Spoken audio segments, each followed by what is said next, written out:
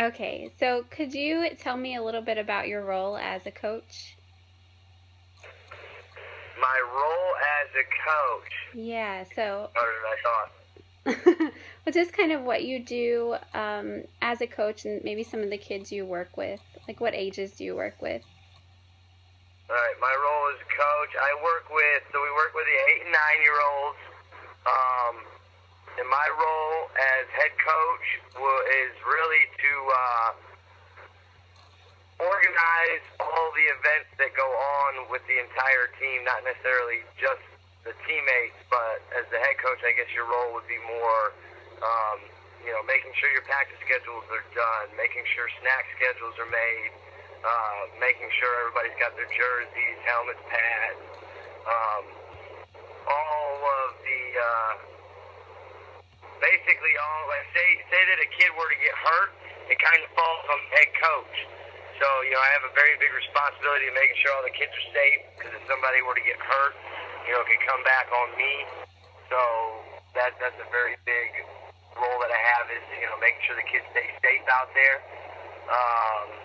And basically just teach them, the fundamentals of football, and then also, just some of the life lessons. I think is more of really what my role as a head coach for football and youth sports would be more of the things outside of football. The yes ma'am, the yes sir, making sure grades are done, just learning how to do some of those different things in life. I think that's what I like more about it than anything is teaching them all those little lessons. Yeah, definitely. You mentioned a lot of the logistical stuff at first, and then you started to kind of mention a few of the, I guess, character type things. I know y'all focus a lot on building their character in football too. Are there certain things that you tend to focus on more, or that you hope that they glean from it, their experience with you? Yeah, as far as their character, yeah, I mean everything is, when a coach is looking, it's always a very big deal. If you're not looking a coach in the eyes, you're getting in trouble. So if we have kids that are staring into space or they're just not paying attention, we'll stop practice, we'll stop everything to let that child know that hey, when people are speaking with you, you've got to look them in the eyes and let them know that you're actually paying attention to them. Um, so that's one of the things we do. I would say the yes ma'am, the yes sir. That's a big thing. That's just common courtesy and respect for your elders. Is no matter who it is. It's yes ma'am, yes sir. Your parents, your grandparents, anybody.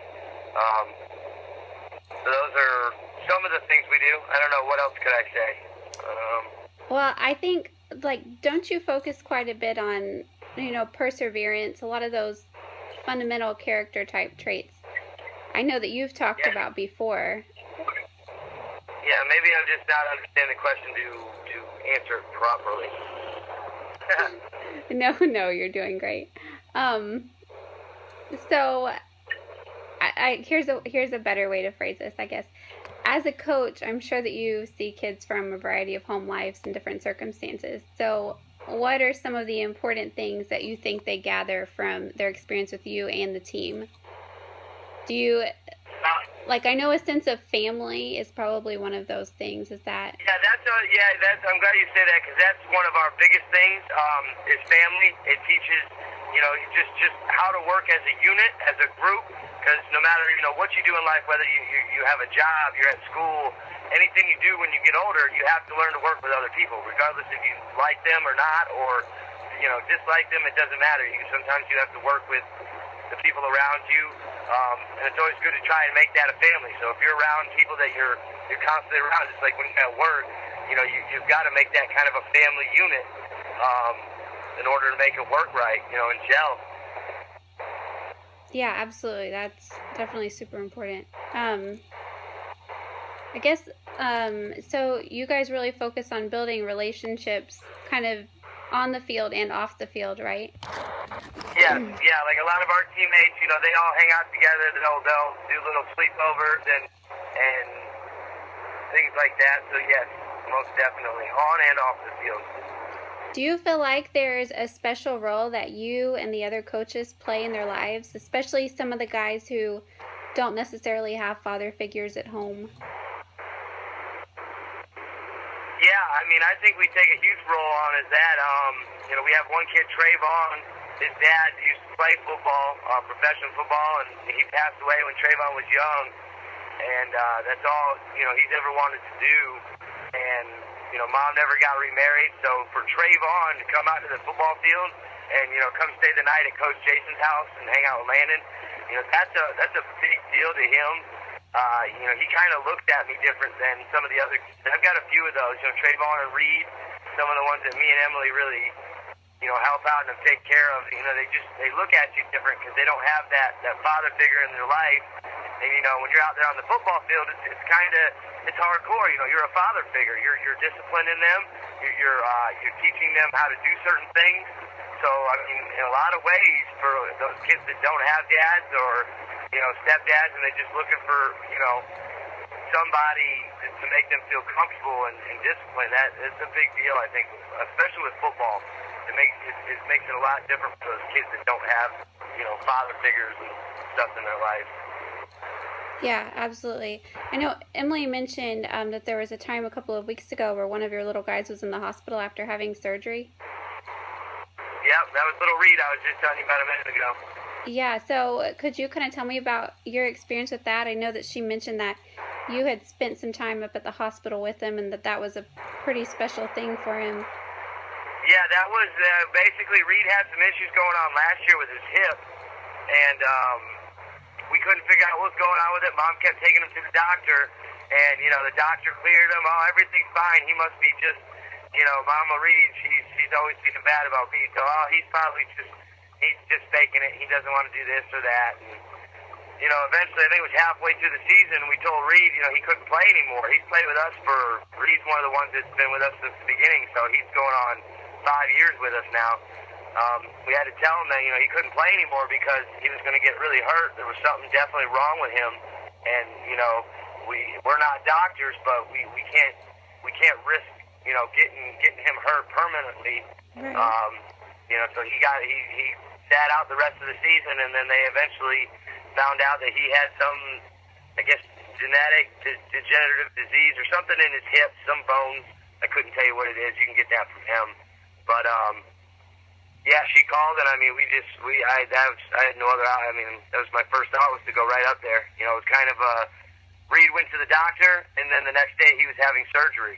So it was kind of, it was a scary moment because we knew, something was going on with Reed, and then we find out it was something serious. It almost was, nerve-wracking because it's like, well, it started in football. We've seen it. Do we make it worse by letting him participate as long as we did? Some of those thoughts go through your head, so it was just one of those things where, I would have been there for any of the kids, but that's just, I don't know, that's just kind of me and Terry's mentality. It wouldn't have mattered if Blake was in the hospital or it was just something that we needed to do. Because like Reed doesn't have that father figure, so it was just him and Mom and Graham up there, and when I walked in that room, the smile that was on Reed's face and the hug that I got from him, you don't get that anywhere else. I guess teachers would get that kind of gratification, maybe not even teachers, but. Well, I think that's kind of what you are. You really invest a lot in them, I think, and that's probably actually a really good way to describe the role you fill, except maybe even on a further level because you are so invested on the outside and more personal part of their lives. But it sounds like you're teaching them a lot. Yeah, I Terry a little different. I feel like if you can teach, when you're talking to them during football and you bring life lessons into everything. So like whenever I do any, explain a drill or explain anything, I always try and bring some kind of life lesson into it. With everything we do. Hey, see, there's a reason we do this drill. You understand why we do? It's just right. Try and bring different life lessons into as much of it as I can. Yeah, that's but awesome. I feel like I do it because I played sports forever. Dad was never there. He lived in Florida. I lived in Michigan. So I always wanted Dad there to watch and just support, see what he thought. And I think my dad made it to one football game out of, baseball, hockey, football. I think he made it to one game ever. So it really hurt me to not have my dad there and just not have support. Like, I never felt like, I wasn't close with my coaches, for sons and all that, so it was never, I never felt a real, like a coach was always going out of his way to make sure I was doing okay. It was always, I always seemed left out sometimes, and then not having dad there made it even worse. So I think I always told myself I would be there, for my kids, because dad wasn't. And then it just kind of came once I started. Originally it was just, because Landon was there. I'm going to do it because, Landon wants me to coach, and I'll be there to be there for my son because he wants me. And then, now we've got the same 10 kids for the last 5 years, and now it's grown into something different. Now I basically, before it was just looking out for Landon, now I'm looking out for all, 15 of them. Always outside of school, even when we're not in football, I'm calling and checking on them. Blake, he's been out. Our son, one of our kids, Blake's been out for the last week basically, and I call and check on him every day on the way home. How's Blake doing? Hey, is he eating? Never ask if he's going to make it to practice, because I don't want them to think that's why I'm calling. Just calling to just see if Blake's doing okay. Right. It is definitely clear that you guys are a family and that you really are passionate about what you do and your relationship with these kids and the impact that you're making on their lives. It sounds like you're making a really, really big impact, and you're definitely a good mentor for them.